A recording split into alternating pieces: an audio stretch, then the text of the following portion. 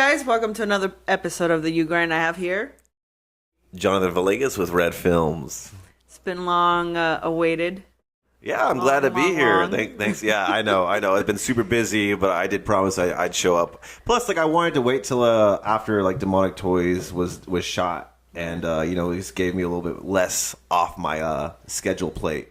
And with me today is Grizzly, which is one of the puppets that I had made for the film. He's all covered up in blood after eating some raspberries. We'll talk about that a little later. We'll talk about the raspberry eating. Sounds tasty. Yeah. So who are you, if I may ask? Who am I? I am Jonathan Villegas. I am an independent filmmaker here in California. Born in San Jose, but raised here in Concord. And yeah, I've been into film for a very, very long time, ridiculously long. You would not believe me if I told you How what. long? So, okay, that's slippery slope. So I've been doing I started doing professional video or taking myself seriously in high school. Mm-hmm. Middle school was a lot more stop motion and just for fun, on my own. And then, but realistically, from what I've been told by family is that I've been into making movies since I was 2 or 3. Okay, I believe you. Yeah, so so I would sit in my grandmother's living room with all my bins of toys, and with my dad we would recreate our favorite movies. And so I think ever since then it's kind of just film has been a thing for me. So storytelling. So nice. yeah. Since you were 2, shit, I don't remember. I know, right?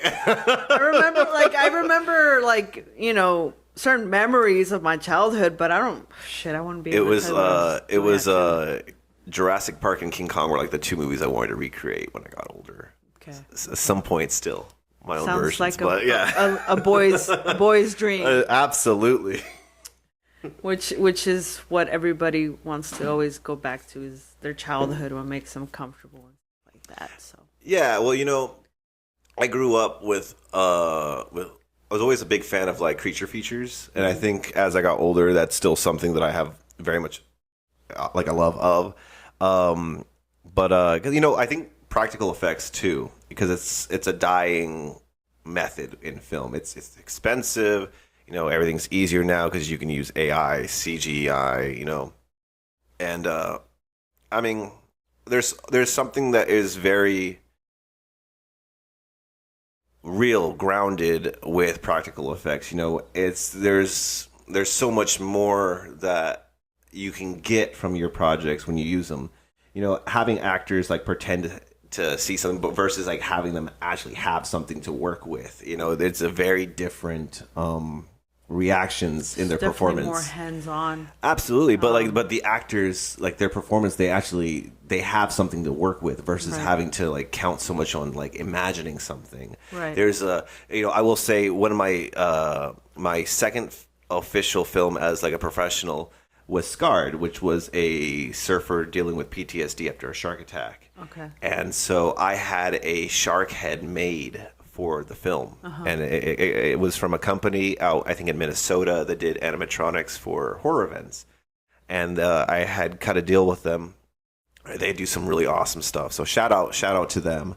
But they built me the shark. They sent it over. They had someone with a forklift come and drop it off when it got there. It was huge. It was on a pallet. It was on a pallet. It was huge. It's still I still have it. It's about 4 feet tall. Okay. If you sit it up from the base. I might need a picture. So I have one. If you follow my Instagram, Red Films. I need a picture right here.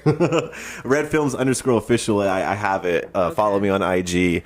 But it was so cool to have it, and it's still really cool.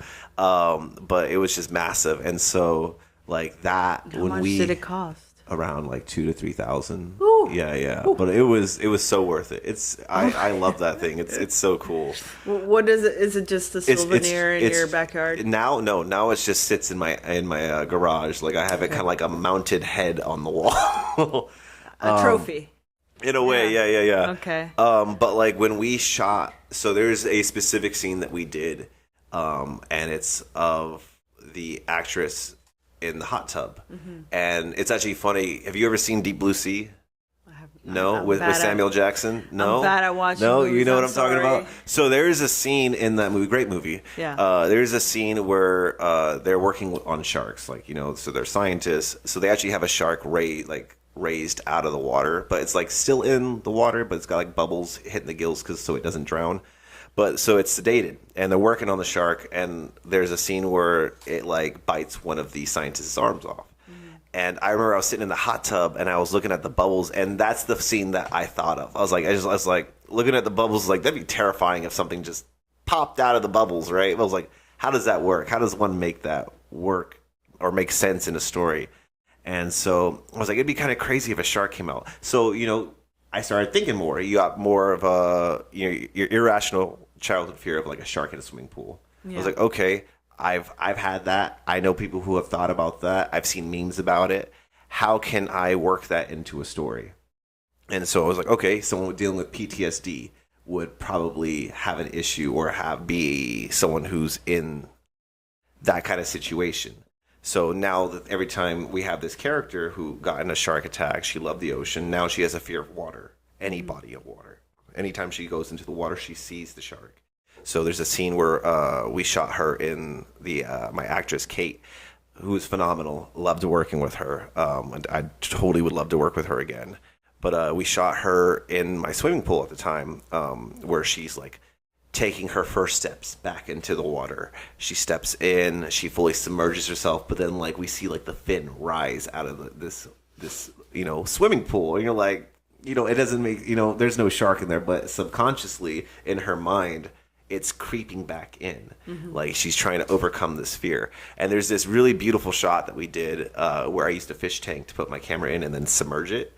And we got this over the shoulder shot of her where she's looking at the deep end of the pool, and she sees this little dot, and it's slowly coming towards her. And it's blurry, and then as it gets closer, you can see it and make it out more. And it's the shark coming towards her, and she panics. She gets out the water. It chases her out. She gets out of the pool, and as soon as she turns around, it's gone. So it's really like in her head, But how'd you get the shark to like appear and disappear? Did you have people holding it down, or how did that work? So in that particular scene, the shark head was not in that scene. It was in the big finale scene, which is when she's in the hot tub, and that was me myself in there hand puppet the work for the big head, pretty much drowning myself in the hot tub trying to get this thing to like work. But I imagine this thing being huge. It's huge. So it was really tough. It was tough, and I had to like kind of awkwardly put myself. Well, as a puppeteer, like you kind of get used to like putting yourself in like awkward positions to like get the shots. I guess it's a whole nother level of things. Yeah. It's funny because I'll get into like a story with demonic toys. It's another instance where like that happens. But so like I was in the corner of the hot tub, and like I already knew like which parts were the deep end of the hot tub where I could like kind of hide myself. And I'm like, what this tells me about you? Huh? That you had a really good childhood. You were able to play with your toys and fully imagine and be a kid. Yeah, I will say I definitely was lucky enough to be able to be surrounded by people who were appreciative of my imagination and just like the wonders of being a kid. Because I feel like as I grew up, I witnessed everyone lose that sense of childhood in them. And like for me, I feel like in this kind of realm of work, you got to keep a little bit of that kid in you somehow, in some shape or form, because kids see the world in a type of way that most adults don't. They start to, the ways of life affect them in different ways, and they start to see the world differently. And there's nothing wrong with that, or seeing it in a different, color palette. But you have to still hold on to certain things, because once you lose them, it's really hard to kind of regain that. Right. And there's also like, people like swords, or they like guns, or they like violence. There's different ways to like, be a kid. Oh, I see. Yeah. That's still like being a kid, because you like certain things as you get older, you grow up or whatever, right? Yeah, like, absolutely. anime, whatever. You know what I mean? Right. Yeah. No, absolutely. Because I mean, like, if you were to bring swords and guns and things like that, like, I would think of like, for instance, for me growing up, like Lord of the Rings. You know, like I was really into archery. Legolas. You know, the bow. Right. It was one of my favorite characters. And then, you know, so yeah, I think, you know, as you grow up, you know, there are things that you hold on to, or things that will stick out more than others. I just always thought that it was important to kind of hold on to those things and utilize them, you know, especially like I feel like there's so many different ways you can too, and even not in film, but like marketing and things like that. That creativity is what helps kind of create the ideas and thinking outside the box that most don't. Yeah. And so, yeah. But what I was going to get to with that shot, so when we did that scene in the hot tub, my actress was not allowed to see the shark at all. I told her, you are not allowed to see it. So when we did that take, it was her first time seeing it. And it was so funny. So we got all her shots. And then I was like, break, pause. You stay here, relax. I told her we had her get out for like 10 to 15 minutes, and we shot some individual scenes with the shark by itself. Why was she not allowed to see the shark? Because I wanted to keep the fear of. I think there's when you see what's like again with the practical effects. There's something different about like having something to work with. Yeah. Now, having that fear in her eyes for seeing something like that for the first time attacking her. It helps sell it. Okay. And so that was really important to me. Okay. And I was like, okay, so you're not allowed to see the shark. And it was so funny because when we brought the shark, when we were finally ready for her, and like I'm still in the hot tub submerged with the shark head, we helped her in, and she actually bumped into it. Her eyes had to stay closed the entire time. And she like bumped into the nose, and she's like, oh my God, is that it? Oh, we're like, yeah. She's like, that's huge. I was like, yep, you're going to sit down. It's going to be right in front of you. When you open your eyes and I yell action, wait a beat, then open your eyes, and it's going to be full on attack motion at that point. And we rehearsed everything, we went over it, and it was really awesome because I was like, I got two cameras, like one right on her face, one on the side to get the wide shot, and it was a lot of fun. It was very, very, it was an awesome moment to see come to life. Yeah. But that was one of those instances where I think that worked out because, like, the fear in her eyes, like, it was a real fear because it scared the crap out of her. Right. And it's like literally, like, you open your eyes and, like, not even a few inches from you is this massive thing with just these gaping jaws. Just, see, for me, I would have been like, no, I want you to spend time with the shark. I want you to know it from the inside out. That's so funny. Well, you know, that's in the, like, you know, just your choice of direction, you know, as a director, you know, you make those kind of choices and things, and like it could totally work. Right. For me, I was just like, I want to capture that fear of you not knowing what it looks like, and then when you see it, it's gonna get you. It's gonna get you to that level. But yet again, you've been doing this since you were 2. Well, I've been at it for like 5 years. I've been in love with film since I was 2, but like I didn't start like doing real films until high school. My first film actually that I took really seriously was actually a school project. It was like my senior grade, and it was our English class, and it was.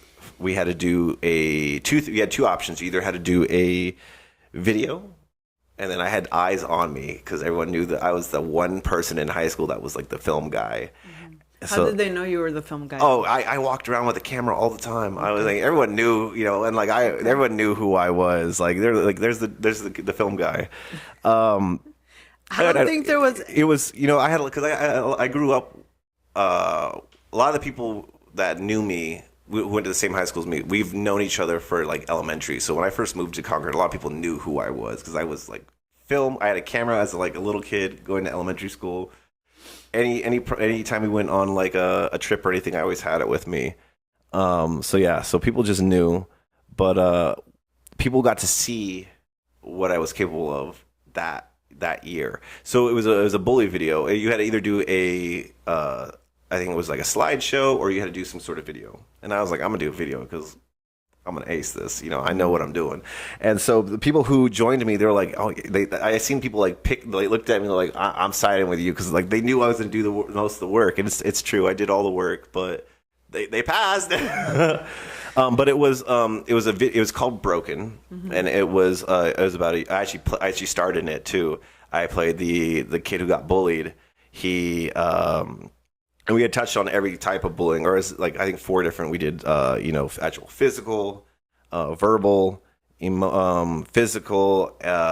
We did cyberbullying, and there's a whole bunch of different things that we did. We tried to touch on, but like my character gets bullied. He he ends up meeting this girl, kind of like he starts to like her. They're dating and whatnot, but she starts to get bullied because she's dating him. Yeah, and people are changing up on her, and so she couldn't take it. She takes her own life, and so and then that causes my character to kind of just be at his lowest and take his own life. Oh shit! And okay. it was like it was the first time people really got to see my storytelling in a type of way, and it actually got me my scholarship to the college I went to. Okay. So that was like reassuring. I was like, and there was no dialogue. It's all just like sound and whatnot. But the people understood the story, which was nice.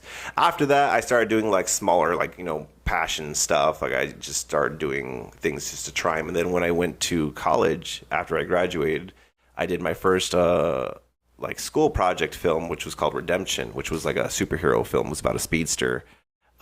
Which I actually starred in. Again, I ended up being the speedster. I wasn't supposed to be the speedster, but I had fun with it. We had a green screen, a huge green screen, and we had a treadmill that was painted green for us. So I was like running on the treadmill, and then we chroma keyed me out, and then I was like, just zoom. I was like the Flash in a way. Yeah.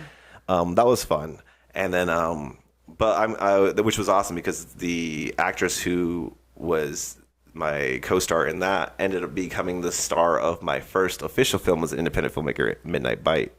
And so she played the love interest who became the werewolf in that film. And nice. I could not see anyone else doing it. She was so phenomenal. Shout out to Erica. She was amazing. And it's by far everyone's like favorite thing that I've done. And, I love it. I love it. The pacing. It's I've always been a fan of An American Werewolf in London, which is like my favorite werewolf film. Heavily inspired. I actually have these stickers to show off, but there's the Midnight Bite sticker. I had so much fun, but that was my first film. That was a practical effect that I made. So like the werewolf I sewed together for that. And I ran out of time when I was making it to shoot the film, so I only built like the upper half of it, like the chest, the arms, and the head. So every time you saw the wolf, it was like extreme close-ups. Yeah. And anytime you saw like the full body, so much distance, and I was in the shadows. So that way, you couldn't see the parts that I didn't have. But it worked. It worked incredibly well for the film. A lot of POVs, and it made it was my. I only did that film with one other person. Like I had no crew. It was just one other camera guy. And we didn't have the best audio. We didn't have lighting. We used all natural lighting. And like Euro Project, my film, a lot of my films are at night. And so there was a learning experience with, with all that. Because some of my shots are a little grainy, things like that. But it was, it allowed me to show people a different style of film that I could do, but what I was capable of doing. Yeah. Which I think definitely was the biggest important thing, because it showed people like how serious I was about it, or what I was capable of doing. Which definitely made like future projects a lot more easier to kind of, get off the ground. Especially with how much people have enjoyed Midnight Bite. Because I think right now it's at like 53K on YouTube. Shit, okay. Yeah. I'm very grateful. How long did it take you to write? To write it, not long, to be honest with you. Because I feel like when it comes to writing, it maybe a month. It just depends on how much like energy, how much I'm feeling it. Because there are some stories I have in my home office. I have a little cabinet that I have like folders of ideas. Yeah. And sometimes like I'll just get ideas for projects and I'll just jot them down, or maybe I'll draw something out. Because a lot of times it's just images in my head and I draw them out and I'm like, okay, how does this become real? what is the story behind this? How do we get to this point? Does it make sense? And like so a lot of ideas get thrown into envelopes, and then I name them, and then they go away for a while. There are some projects that I have coming up that are projects that I've thought about throughout the years that I've been like slowly, like something will come into my mind. I'm like, okay, let me add this back in, but it's not the right time for this project. And then as, things change or time goes on, sometimes, I'm like, I know what this is now. Now it's time for this to come back out. Let's revisit this. So like, that's a lot of times how my stories work. So I don't necessarily know if like, I'd say there's sometimes stories I know more than I do of others. And so there's, that changes. But it just depends on the project. But yeah, there's a couple that I have that I'm like, I'm good to go with this one, or this one still needs something, or maybe it's good to go, but I don't have the funds for it, so it's got to wait for a while. Kind of those are the struggles as a filmmaker in today's society. Yes, the money, finding grants, finding people just to work on them, because in the Bay there's a lot of people. Not so much people to work on them, the right people. Well, yeah, the right people, right people to work on them. And, and that's just the thing. It's just, as an artist, it's incredibly hard. But when you find those right people who help, bring it to life, it's very rewarding. Well, here's the thing I've seen.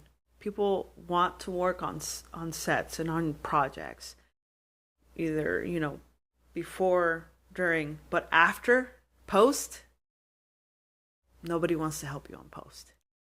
Nobody wants to help do the hard work to move the movie forward. Are you talking about like editing, or are you talking about like just like pickups, promoting, on either online or like street promotions or anything that has to do with like moving the project forward, in terms of funding or anything like that? Because people will be like, okay, well, I got paid, I did my thing, I'm done. No, it doesn't work that way. I know what you mean. I get it. I feel like it's a slippery slope, Right. I think if someone cares about the project, believes in it enough, they'll do it.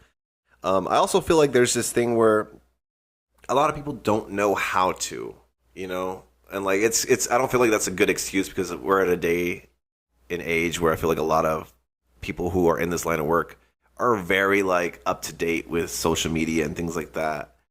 And so for example, I posted a trailer yesterday.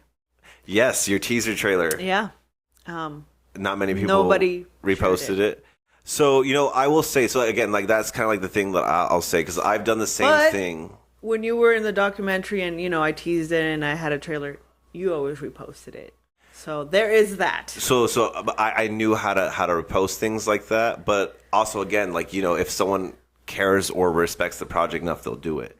And, I guess in a way it kind of shows you like who believes in the project enough to continue to do things like that. You know what? If you were to tell me right now, Jeanette, I'm ready to start this project, I don't know, XY, right? You tell me the script and you're like, but I need funding. You know what I'll do first? I'll give you money from my pocket. I'll set up a GoFundMe, tell all my friends to donate, and see how I can help you move forward. That's a beautiful thing, though. But nobody has asked me to do that. Well, I feel like. But that's what I'm willing to do to help somebody else. You know what? That's a beautiful thing, and like people who truly value will value. Like I would totally take you up on that. I think that the thing though, like I feel like with some people, I mean, I can't speak for everyone. Yeah. I think even like for myself, I'm not saying like anything about you or anything like that. I think for myself, like I sometimes get hesitant about taking money from people. Right. Just because there is money is a very sensitive. It's a very sensitive subject. thing, and you in my experience as a filmmaker, like it's very I guess it falls along into the lines of just like any type of film business. But that's the biggest struggle. Yeah, no, it funding, is. But it is. But like this is the point I'm getting to, is that like it depends on the creative, because sometimes when money gets involved, like for producers and things like that, in a way they have a say for things, and and I feel like sometimes people might be afraid of their projects getting overtaken, or not so much overtaken. I'm not saying like you or anything you're like right, that. right, yeah. But like, sometimes I feel like people might be sensitive, because I feel like even like with like, because I've had this personal fear of like joining like, let's say Netflix, having an idea, but then me not owning that idea because they funded it. But at some point, we have to risk it. To sacrifice for others to make it in the industry, you have to risk it. You might have to be the guinea pig so you could open the gates for other people.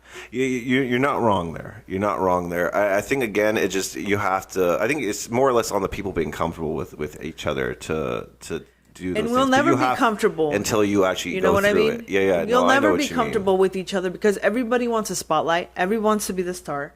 And I challenge you. I challenge you to be the change that the Bay Area needs. We need to do better.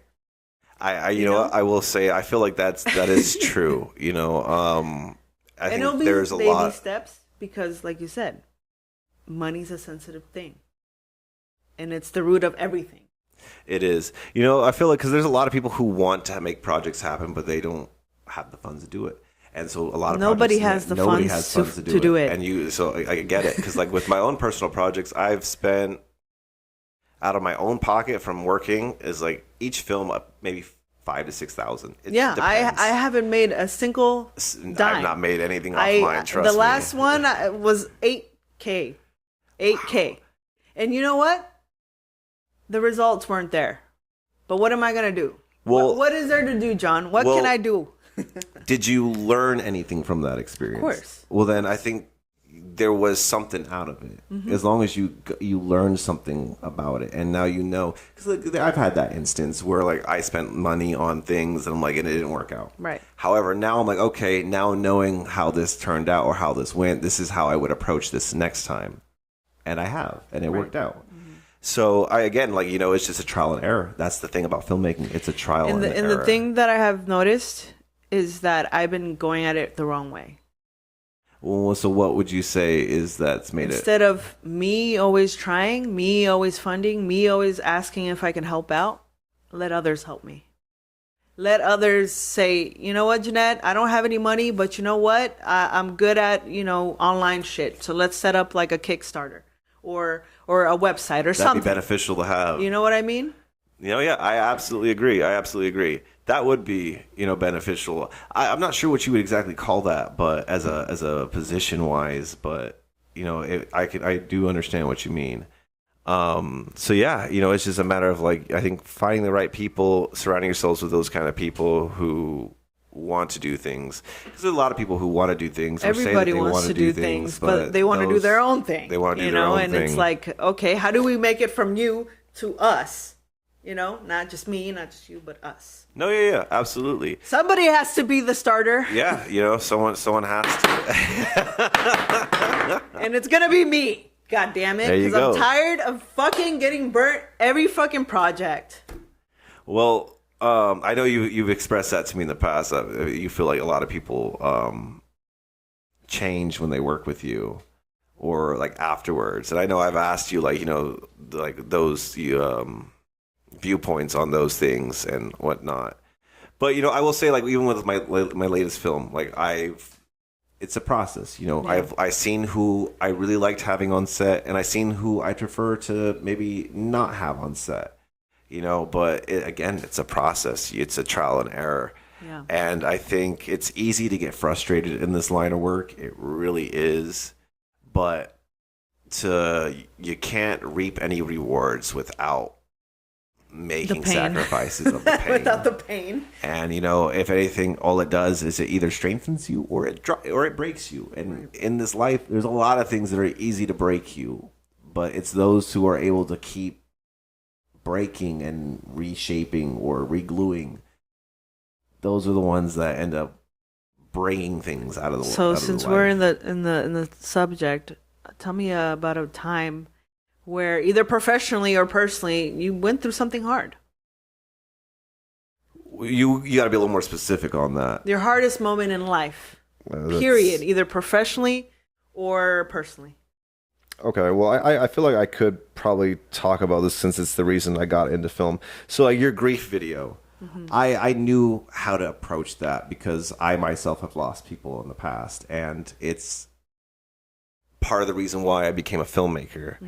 So my dad passed away when I was younger. Yeah. And so I think subconsciously when he passed away, those memories of like doing the stuff with the toys, making films, that was one of the few memories I got to keep growing up. And that is one of the big reasons why I stuck with film and storytelling and things like that. And I never got, it didn't affect me until I was like in middle school and high school when I really started taking things seriously. Going through all these monumental moments, you know, and then missing out on quite a bit and not having this individual who played such a crucial role. It shapes you. It does. And so, you know, again, it's just how you go about things, how you choose to go about things, what's important to you.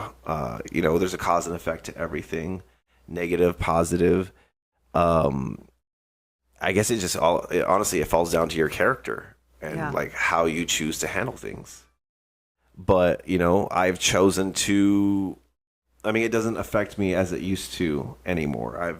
I feel like I've gotten to a point where you have to evolve. You have to overcome things. Because if you don't, I won't say it holds you back, but you'll never grow or reach your full potential for things unless you do so. And like I think that follows along a lot of lines for many things. Like I know people who, you know, who deal with who are alcoholics and who deal and struggle with that. Now, you know, and I feel like they use a lot of their childhood trauma as an excuse to keep that, their bad behavior. That bad behavior in their lives. Oh, well, I wasn't this. At some point, you have to do it for yourself. Yeah.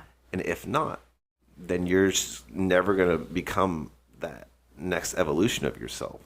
And you'll always remain this version of yourself, and people will see it. People see it all the time. I think that's why so many people are like, try so hard on social media to make themselves seem like they're reaching that level, but they might not really, realistically, whether that be financially or emotionally, you know, it who's to say? But the only one that's going to know for themselves is themselves, whether or not they choose to acknowledge that, move on from it, learn from it, grow from it. It's entirely up to you. Yeah. So what helps you? What helps me with what exactly? Have a positive mindset. Keep moving forward. Is there like a favorite T-shirt, favorite socks? Something more, you know, human. You gotta just have hope. I think realistically, you just have to have hope. Yeah. And you just gotta believe in yourself or believe in what it is that you're doing for yourself.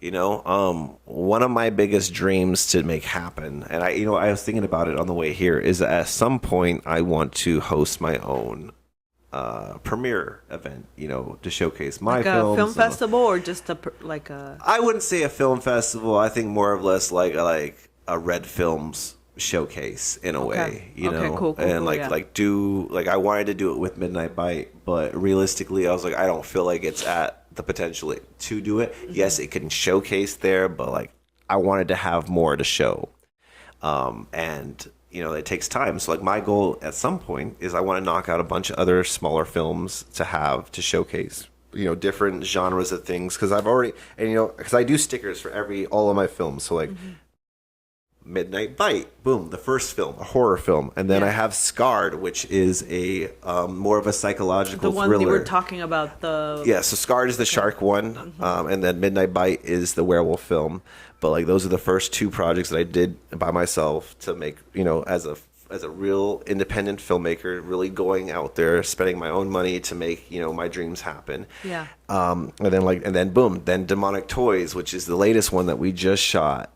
Which is another horror film, but like after that, like I'm not going to be doing horror films for a little while. I'm changing up my palette. Like the next one is a romance. You mentioned that. Yeah, it's called A Dance of Embers, and it's a story. A dance of embers. Embers. Okay. Yeah, like the little sparks off of a fire. And that's actually a film.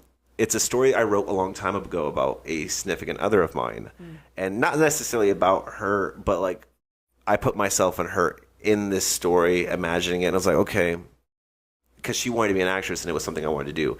But now it's changed. Like, I want to keep that core idea, but there's a difference that I want to do about it. And so, like, that's another film that I plan on doing next. Wait. So you dated a girl that wanted to be an actress? Yeah. Are you still cool with this girl? I am. She was actually my best friend for years. But she recently moved away. Okay. Well, she moved away a few years ago, and